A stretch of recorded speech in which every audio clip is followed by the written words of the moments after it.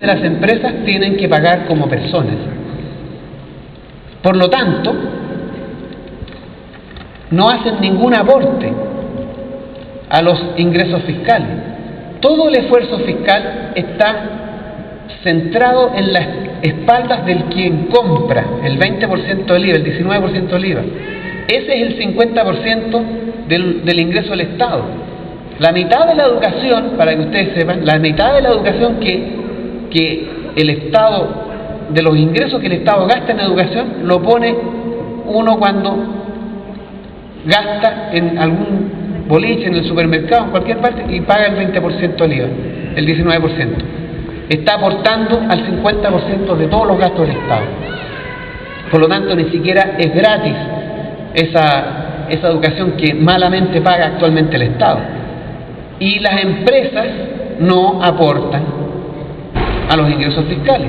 Todo el aporte al ingreso fiscal viene de Codelco, el IVA y los que pagamos el impuesto al trabajo.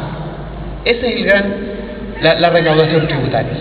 Por lo tanto, si además nosotros tenemos una situación en donde la recaudación tributaria en Chile es casi la mitad de lo que se hace en los países de alto desarrollo, podemos tener un gran margen de movilidad cuando pasamos desde un 19% de carga tributaria de lo que se destina del ingreso nacional para financiar los bienes públicos, para financiar el presupuesto de la nación, podemos duplicarlo, pero de una manera incluso más eficaz, en donde rebajamos el IVA, hacemos más igualitaria la carga tributaria, concentrando el esfuerzo tributario sobre las grandes empresas, las grandes fortunas, reduciendo el impuesto a los ingresos más bajos, eliminando todas estas triquiñuelas que tienen las empresas para evitar pagar impuestos, y podríamos generar los recursos suficientes para hacernos cargo del presupuesto del Estado con una importante asignación de recursos para educación y otros bienes públicos.